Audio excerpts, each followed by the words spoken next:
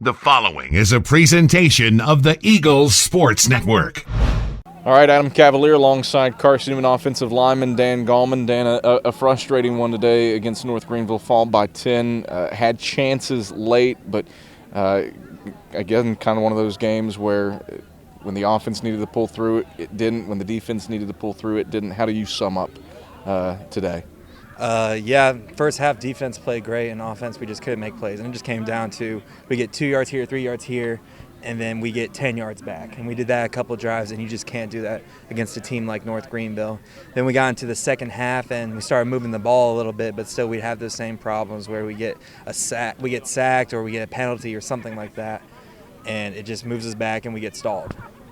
Kind of some challenging moments too throughout this game, playing without Jamal Jones, playing without Montavious Taylor. You're throwing Jared Dillingham and Marcus Williams in the mix as well. How do you grade out how they did in their really first debuts as major players in the backfield? We have great running backs. We have great quarterbacks. We have great receivers. And it comes down to the offensive line. When we get those inexperienced guys, we start leaning more heavy on the offensive line to make plays and get some movement so they can get some space and run with it. And we came out timid this week, and we can't do that against a team like that. How frustrating is that? Oh, it's extremely frustrating, but it's in the past. Now all you can do is look forward to Tusculum and just keep grinding in the week and hopefully get a win next week. What growth is there to do between now and next Saturday when you take on the Pioneers in a rivalry game to close out the season?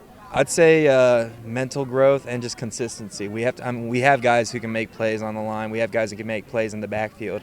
It's just whether or not we can be consistent with it has been the theme this whole year, is whether or not we can be consistent with our blocks. Dan, pleasure as always. Thanks for the time. Thank you. It's Carson-Newman senior offensive lineman Dan Gallman.